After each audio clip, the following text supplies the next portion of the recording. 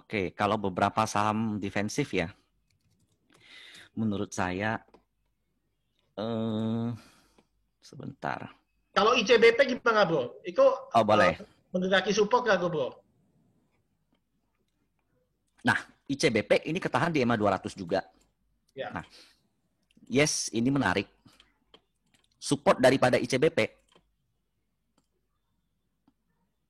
yes, tepat banget di sini. Nah, kalau saya seandainya menyikapi bursa turun di saham defensif seperti ICBP, saya akan entry di areal ini, bro. Di areal 9.600 dan 9.000. Jadi ketika ISG di sini saya akan masuk sebagian. Yes. Ketika dia, tapi saya bakal entry-nya, contohnya saya pengen masuk, andai kata ini 10 juta ya, saya bakal masuk cuma 20 juta dulu. Di bawah saya akan masuk semakin gede, bisa jadi saya masuk di sini 50 juta. Karena itu namanya pyramid method, beli di bawah makin besar. Dollar cost averaging kan. Kalau saya beli sama besar, ketika saya beli di sini dan sini, average saya jadinya di sini. Jadi kurang lebih kalau sama besar average-nya di sini. Yes. Tapi kalau saya beli 2 kali lipat, average saya bakal di sini. Sehingga mantul sedikit doang saya udah cuan. Jadi ketika bursa rugi, oke, saya juga rugi. Saya harus akuin floating loss. Kemudian ketika dia mencapai support, nah saya bisa tambah. Ketika mantul, kalau high beta, ya dia bakal ikut mantul kuat juga kan. Hanya sekedar decade bond saya udah balik modal. Tapi ketika dia bisa balik lagi ke asal sini, wah itu saya cuan lebar banget. Oh, maka saya bisa udah bisa dipastikan dari pembelian ICBP, saya bakal outperform seperti itu. Okay. Jadi fungsi teknikal bagi saya untuk menentukan titik entry, bukan menentukan saham. Saham tetap harusnya fundamental. Jangan lihat chart bagus lu masuk. Ini sama apa nggak tahu. Gila lu gitu loh. Ya. Agree. Nah sekarang gimana bro? Ini kaki bagus banget. Ini banyak orang yang suka nggak ngerti sama konsep yang bagusan Bro Michael jelasin kan. Misalnya kita tadi lihat support di 9.600 dan 9.000. Dan Bro Michael ambil keputusan, masuk dulu, anggap asumsi kita punya uang 10 juta ya teman-teman. Lagi Bro Michael mau ambil keputusan, masuk 2,5 juta di level 9.600 dan 7,5-nya disiapin sebagai cash. Kalau jatuh ke 9.000, Bro Michael beli, sisanya 5 juta gitu kan, supaya efeknya rendah. Nah sekarang dibalik, bagaimana kalau habis Bro Michael beli di 9.600 2,5 juta, ternyata dia nggak jatuh ke 9.000. Apakah kita tambah posisi kejar ke atas, atau ya udah kita belinya 2,5 juta aja nggak nambah? Ini kan good question, karena nggak harus jatuh ke 9.000 kan, bisa aja habis Bro Michael beli 9.000, ya rally ke atas 10.000 lagi. Nah itu kita mesti ngapain bro? Apa yang harus kita lakukan kalau terjadi seperti hal itu? Oke, ini menarik, pertanyaannya menarik banget. Jadi memang betul dalam pembelian di saham yang terkoreksi, kita harus beli di awal itu kecil. Kemudian ketika makin murah kita harus beli besar. Secara psikologis kita bakal senang dapat harga murah. Di harga tinggi kita bakal males mau beli lagi. Masa saya beli lebih banyak sih, kemarin udah murah. Tapi sebagai seorang trader, kita harus mengikuti maunya market. Market always right, bukan fundamental analysis, bukan technical analysis, bukan broker, bukan seorang fund manager. Yang paling benar itu market. Yes. Lu mau ICBP di 8.000 pun kalau nggak dikasih nggak bisa gitu loh. Lu mau analisa seperti apapun kalau market nggak mau kasih dia turun 8.000, kita harus akuin. Oke, analisa kita nggak mau. Seperti contohnya kemarin, Inco, saya itu pengennya belinya di 3.000. Saya sebagai trader nawar loh, padahal nggak boleh. Tapi Inco nggak turun-turun ke 3.000, malahan kemarin sempat ke 4.000. Gila, itu saya udah bilang ke teman-teman, pokoknya kalau di 3.000 kita masuk Inco. Nggak turun-turun. Sekarang dia harganya naik, ya udah kita harus akuin, kita beli lagi di harga atas. Nah, contohnya kalau ICBP, di sini itu ada downtrend line. Tuh, ini satu kali, ini mau naik nggak bisa bro. Yes. Ya kan? Jika dia mampu maintain areal ini, karena areal ini tuh areal Fibonacci.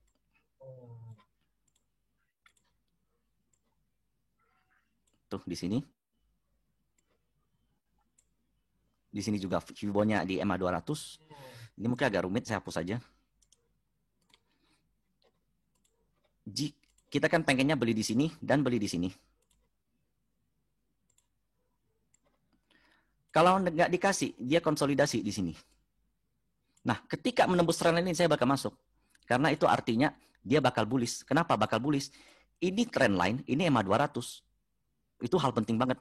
Ini dia downtrend. Dia bakal bullish ketika menembus garis trendline ini dan MA 200 kebetulan berdekatan banget. Jadi menarik ini area 10.000 kurang lebih. Dan Iya, 10.000 itu dan kalaupun Bro Michael Yo kerja atas kan FX-nya juga nggak jelek-jelek amat karena kita punya barang bawah di 9.600. betul. Karena Ya kita kan? ada barang bawah yang udah kita antisipasi, betul. Jojo. Jadi ya sebenarnya basically begitu sih. Gue maksudnya lihat kayak banyak trader itu kalau disuruh beli piramid berani beli bawah lagi. Cuma kalau suruh ngejar atas nggak mau kan kayaknya kan nggak cengli.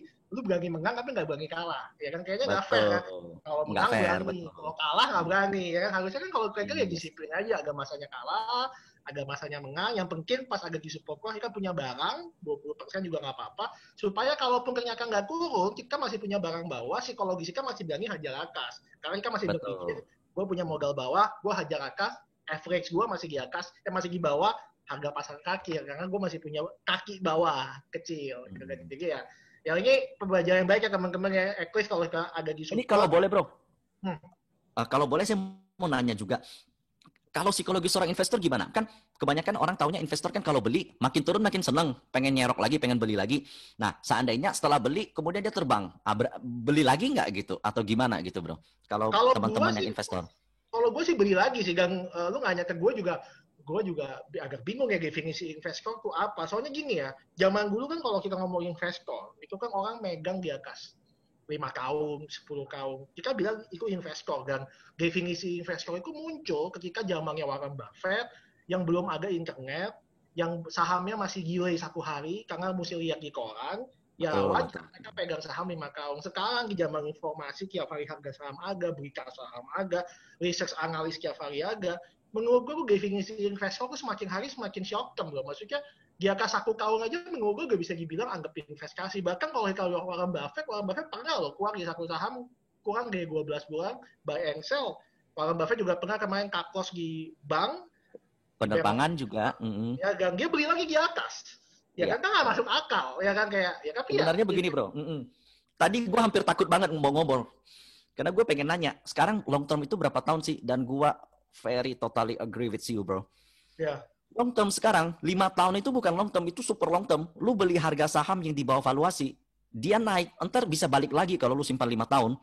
1 tahun, 2 tahun itu udah long term. Zaman sekarang karena perubahan bursa ya, kalau zaman dulu value investing mungkin keep and hold forever. Kalau di BBCA masih bisa, wajar. Tapi kalau di beberapa saham, contoh saham-saham bank yang kecil, valuasinya rendah betul. Lu beli naik 200%, lu diemin ntar balik lagi ke valuasinya. Kemarin valuasi rendahnya, waktu lu bisa dapat di valuasi rendah, kenapa kali ini nggak bisa? Kan gitu. Kalau menurut saya, problem dari buy and hold itu adalah ini. Market always refers to its means. Harga saham akan kembali ke titik di suatu titik, saham akan bakal kembali ke titik equilibriumnya, BUP-nya. Tujuan kita sebagai investor itu kan bakal beli di bawah. Kemudian kita berharap dia harganya naik ke atas. Kalau kita diemin, dia bakal kembali lagi turun. Karena ini hanya sebuah siklus seperti itu kalau menurut saya. Iya, agree sih. Gue pribadi sebagai ya nggak tahu ya, gue bisa bilang gini gue investor kok bukan, karena gue juga agree sama lu. Bagi gue long term itu udah bukan 5 tahun lagi, di atas setahun bagi gue juga termasuk long term untuk kontrak sekarang. Jadi ya gue tetap kejar atas sih. Kalau misalnya gue punya target mau beli di level sekian, valuasinya murah, ternyata nggak jadi kurun, dia malahan naik, gue kejar atas. Tapi kan gue punya barang di bawah, jadi psikologis gue nggak terganggu. Gue ya udahlah, gue nggak bisa dapet best price, at least gue dapet good price. Ya kan, karena gue masih punya barang di bawah. Orang maunya kan best price kan, gue maunya beli paling jual paling atas. Masalahnya nggak ada yang bisa. Kalaupun bisa, itu hoki gue jamin. Nah mungkin setiap hari lu bisa beli harga paling bawah, jual paling atas. Kalau bisa sih luar biasa hebat. Tapi ini yang jadi momok bagi semua orang bro. Semua selalu nanya, teknikal kan bisa cek bottom di mana bisa. Nggak bisa. Kita cuma bisa ngebak kira-kira area murah di mana, ya kan? Iya, resikonya di mana kalau udah di sini, potensinya kemana. Kita bisa seperti itu. Tapi kalau nebak bottom kemana nggak bisa kita. Iya, yang biasanya kan orang maunya gitu. Bottomnya gimana? Gue mau beli all in. Kan, itu kan yang salah kan bukan saham ya, gue yang salah dianya yang nekat. Maunya nebak bottom, habis itu belinya all in satu saham, 100%. Wah, akhirnya ternyata nggak berjalan sesuai harapan, yang disalahin analisnya, yang disalahin sahamnya, padahal bukan salah analisnya, salah kikanya belinya nggak pakai perhitungan kan. Maksudnya kita bisnis pun aja ya bro, biarpun kita bisnis makanan yang katanya nggak kena rugi, kita pasti kan buka cabang nggak langsung 100 cabang bersamaan, pasti kan bukanya kan pelan-pelan 100 cabang. Kita lihat skala kecil berhasil nggak, kalau berhasil baru ekspansi 2 cabang. Kan kita buka bisnisnya kan gitu, kan nggak mungkin langsung, yuk buka pabrik 1000 hektar, tanpa ada kejelasan siapa customer-nya. Kan. Kita biasanya kan buka kecil-kecil, ternyata udah bagusnya ya udah ungkungnya kita putar lagi, tambah pabrik dari 1 jadi 2. Dan itu aja kan di bisnis seperti itu. Menurut gue sih saham harusnya seperti itu juga. Cuman biasanya kita punya pikiran di saham itu bukan buat untuk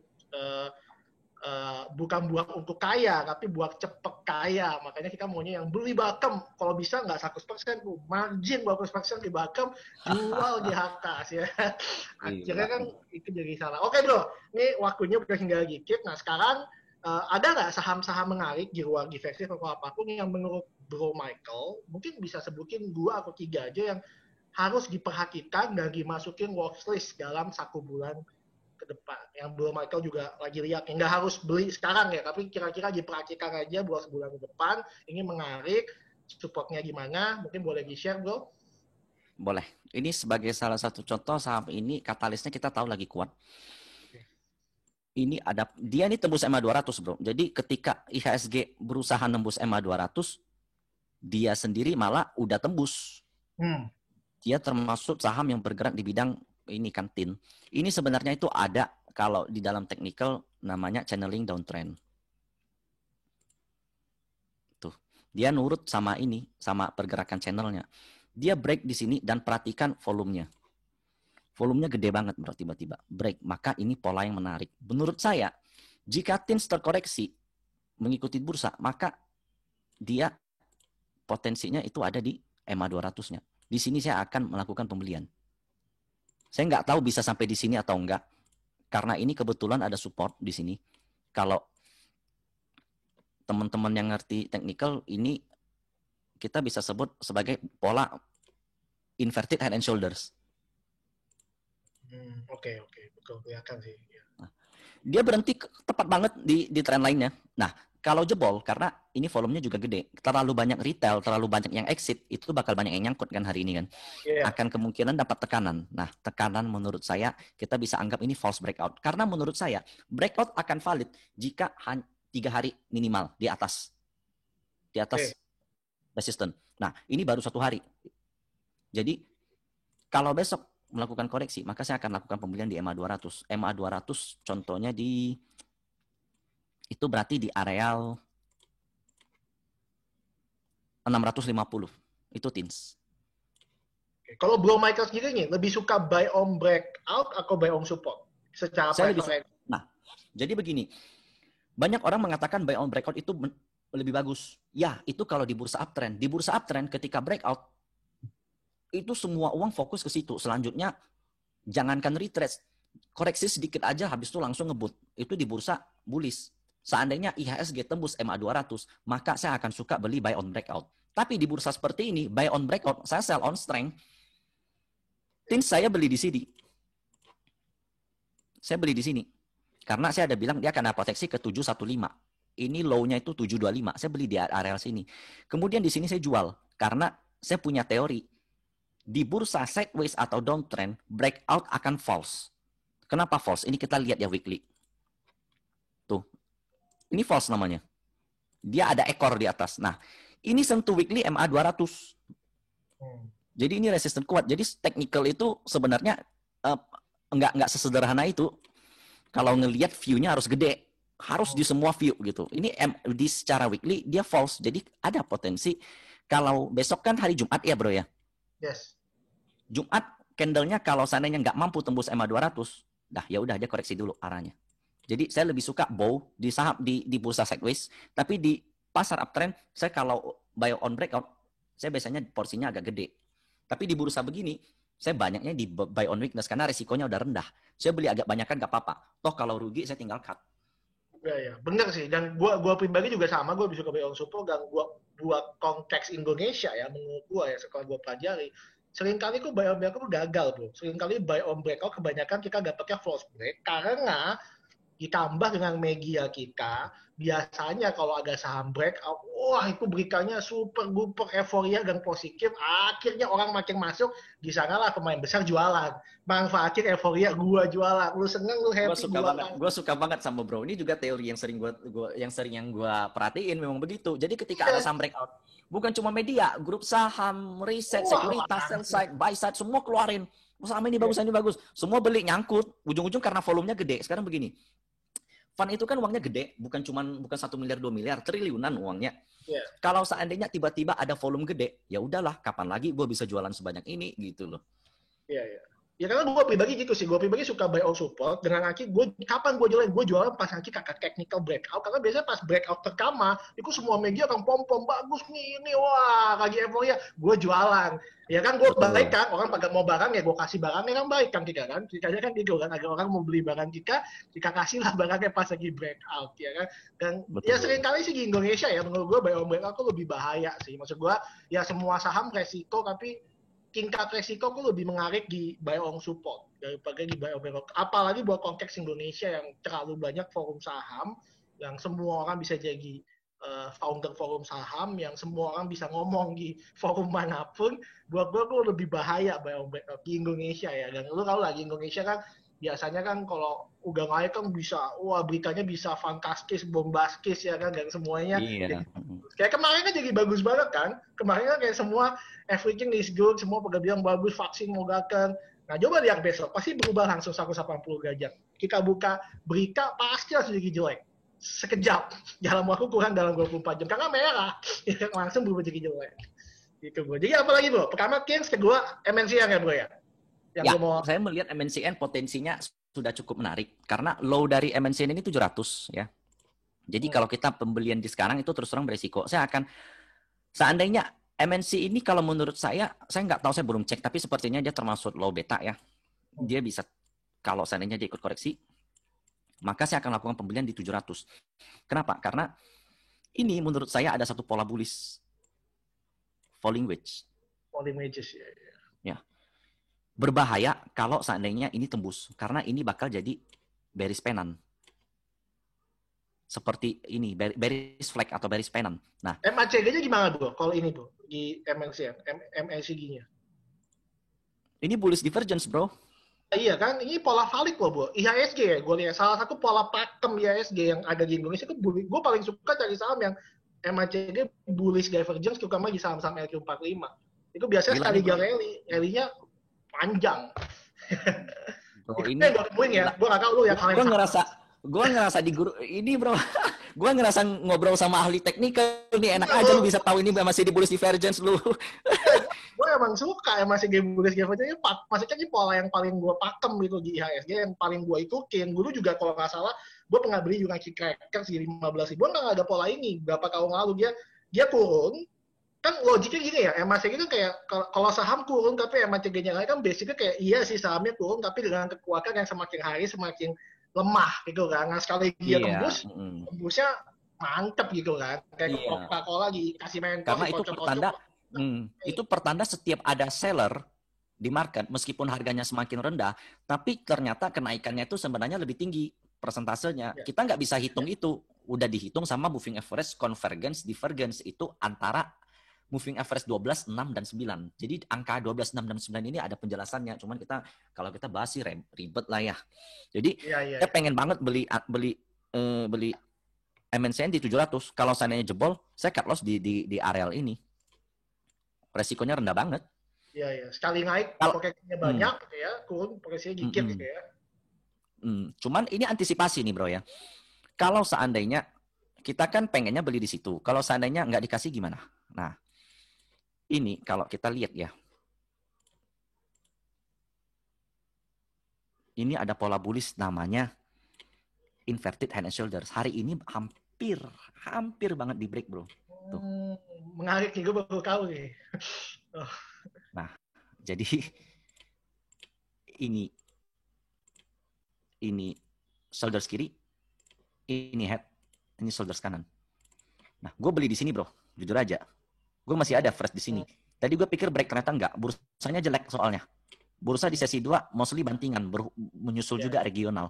Jadi kalau seandainya mau beli MNCN, kalau seandainya dikasih 700, belinya di sini.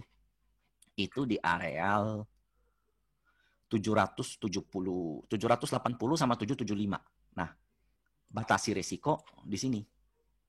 Di sini buang aja, habis itu beli lagi di sini, gitu.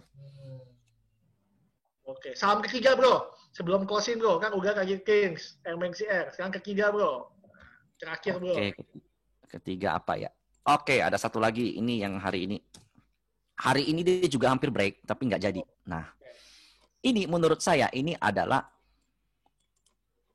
pola namanya symmetrical triangle. Jadi, sorry.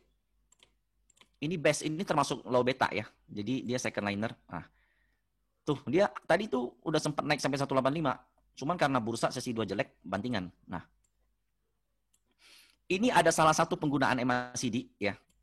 Kebalikan. Jadi kita lihatnya dia harganya makin naik. Harganya makin naik. Tapi MACD-nya menurun. Ini namanya hidden bullish divergence. Hidden bullish divergence itu kebalikan dari penggunaan convergence divergence. Jadi ketika harga di bagian bawah semakin tinggi, tapi MACD semakin menurun, artinya setiap turun itu sellernya sebenarnya minor. Maka ini sebenarnya kekuatan, bro. Jadi penggunaan MACD selain convergence, selain bullish divergence, ada yang namanya hidden bullish divergence. Itu MACD-nya turun, harganya semakin higher low. Lower high. Higher low, iya betul. Jadi ini kan low pertama, ini low kedua, ini low ketiga, ini low keempat, ini low kelima. Makin lama makin tinggi. Tapi MACD-nya kebalikannya. Tapi MACD-nya malah turun. Artinya, karena ini kan kita menilai downtrend. MACD-nya memberikan downtrend, tapi ini apa? Sahamnya uptrend. Tapi harganya uptrend, maka itu ada kekuatan. Jadi kalau base break, aduh ini mau saya error lagi. Jadi kalau seandainya base bisa break di areal high hari ini tuh, sebentar ya. High hari ini kisaran 187, itu menarik. Tapi berhubung saya nggak suka beli di breakout, maka saya akan beli base di areal, selama trend line-nya masih kejaga, maka saya akan beli di areal 170, bro. Saya akan beli di sini. Dan kalau dia breakout, potensinya ke berapa, bro? Secara kaki. Kalau breakout, potensinya sepanjang ini, bro. Dia udah lewat EMA 200 ya. Jadi ini bursa udah uptrend. Dia bakal ke 225. Dan itu make sense jika kita bandingkan dengan pola sebelumnya yang tercipta, yaitu ini ascending triangle. Dan ini kan base kan kawasan industri ya bro. Ini tembus EMA 200 ini fenomena yang hanya terjadi di base atau di semua kawasan industri kayak Gemas, SSIA, dan lain-lain. Yes. Karena dia ini kan sentimennya omnibus law kan. Jadi semua saham kawasan industri tembus EMA 200 ya bro? Nggak cuma base ya? Kebanyakannya bro ya. Coba kita lihat Demas.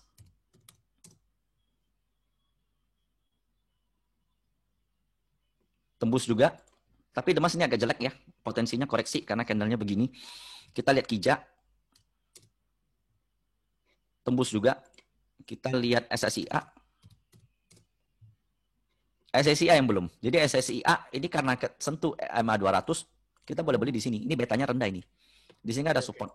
Kalau seandainya koreksi, kita boleh beli di areal sini. MACD-nya juga mendukung untuk dia koreksi. Nah kalau Waskita gimana bro? Gue soalnya kebetulan kayak melihat Waskita ini lumayan aneh. Tiba-tiba 5 hari terakhir ada flow yang konsisten dari broker-broker asing dan flow-nya itu nggak merata. Maksudnya biasanya tuh kalau bullish sektoral yang maksudnya semua sektor naik kayak BNI itu akan flow-nya tuh merata ke BNI, BCA, Mandiri. Nah tapi yang Waskita ini enggak, flow-nya cuma ke Waskita aja. PKP nggak kebagian flow, Wika enggak, Agi enggak. Nah kalau dari teknikal gimana bro? WSKT bro? Nah jadi kalau kita lihat Waskita ya. Ini kan dia ada news bahwa tol dia itu dibeli sama SWF. Jadi sovereign wealth fund itu dibeli, Waskita bakal mendapatkan istilahnya unlock value. Jadi selama ini kan kita tahu perusahaan konstruksi debt-nya gila-gilaan dalam bentuk dolar. Maka dari itu kalau dolar naik mereka gila, mereka akan bakal kena dampak, earning mereka bakal turun. Nah, Saya pernah bilang waskita akan mencapai 750 dan ini kemarin ternyata tepat ya, pas 750. Nih. Ini resisten karena target kenaikan waskita itu sepanjang ini, sepanjang channel downtrend-nya. Nah. Oke. Dia udah capai target 750. Potensinya dia bakal kembali ke channel ini lagi, bro. Tapi koreksinya bakal sehat. Perhatikan, volumenya kecil kan? Yes, agree. Selanjutnya kalau kecil, di area 600 kita boleh buy. Karena kita harus ingat infrastruktur tahun depan anggaran APBN itu naik 40 atau 50%. Betul, agree. Yeah. Jadi saya menarik. Juga udah murah banget sebagai waskita itu. Saya suka konstruksi, apalagi kan quantitative easing. Quantitative easing artinya dolar dicetak, dolarnya melemah, di XY menurun terus. Akan bagus untuk perusahaan konstruksi karena debt mereka kebanyakan dolar, apalagi ada SWF. Jadi saya kalau menilai analisa suatu saham, stock pick saya selalu berdasarkan fundamental sebenarnya. Cuman entry-nya saya nggak mau sembarangan. Bisa aja saya sembarangan, saya beli aja, tinggalin. Toh nanti tahun depan bullish bisa. Tapi saya nggak mau kalau sampai dia minus 20% karena saya salah entry. Ingat ini udah dekat EMA 200. Kalau seandainya jebol 2021 ya, ini kita lihat downtrend-nya dari sini. Jangan terlalu jauh deh. Ya. Dia potensi banget sampai 1100-an itu potensi banget waskita. Apalagi kita perhatikan ya, setiap dia naik volumenya gede, koreksi volumenya kecil, naik volume gede, koreksi volume kecil, naik volume gede, koreksi volume kecil. Ini akum. Gue juga lihat hal yang sama, gue cuma nanya kayak buat meng-double confirm aja kayak ya oke, gue agree sih sama lu. Lu mah gue tahu, lu ngetes gue tahu. Gue pegang aja, gue juga lagi liatin waskita. Lu mah ahli teknikal. Kelihatan banget dari cara lu ngomong. Gue lihat waskita juga, makanya gue mau nanya view lu. Maksudnya gue melihat ada yang menarik, terutama 5 hari terakhir ya. Maksud gue kayak ini aneh banget, kayak seolah-olah bakal ada berita baik yang mau muncul dari waskita, tapi belum masuk ke market, makanya mereka belinya tiap hari itu gue lihat yang beli ini pasti bukan investor individual, ini pasti institusi yang secara beli. Kelihatan kok dari cara belinya. Ini flow-nya gila-gilaan. Yang beli ini broker-broker kakap. Ini bukan retail. Retail nggak mungkin dapat info soal SWF itu segala macam, nggak mungkin. Ini mereka akum. Terus saatnya koreksi. Nah, saat koreksi ini yang sebenarnya harus kita ikutin. Iya. Makanya gue lihat hal itu, makanya gue nanya ke lu, teknikalnya gimana? Maksudnya kalau mau beli kira-kira area mana yang cakep gitu kan. Jadi kan sebagai investor, at least gue dapet harganya nggak jelek-jelek amat lah secara timing gitu kan. Ya evaluasi ya murah sih, kalau lihat ke tahun depan ya naik juga. Cuman kan kalau bisa dapet yang lebih baik, ngapa enggak? Dan menurut gue teknikal sih kayak gitu ya, bisa ngebantu gue sebagai investor pun dapetin harga yang lebih baik, ya kan? Harga yang gue nggak dapet, tapi harga yang lebih baik setiganya gue bisa dapet, ya kan? Lebih baik sama paling baik kan harganya kan jauh, ya kan? Yang mungkin kan lebih baik. Gitu. Oke bro, thank you buat ngakunya, udah 1 jam lewat ngobrol sama lo, asik sampai kelewakan dari. Ya nggak nyangka gue, udah sejam lebih. Thank you ya bro ya. Jangan bosan-bosan mampir ke Investor Muda, semoga bisa sharing-sharing lagi. Ini sebenarnya harusnya yang hadir hari ini sekitar 600 sampai 700 orang, cuman kayaknya gue salah setting sehingga kapasitasnya cuma 100, harusnya webinar mode tapi meeting room mode. Jadi ya udah, nanti semua ini kan gue rekam bro, nanti gue izin untuk mengirimkan video yang kita lakukan hari ini ke semua peserta ya bro, boleh? Boleh. Thank you bro buat waktunya. Siap, sama-sama. Selamat malam semuanya bro. Yo.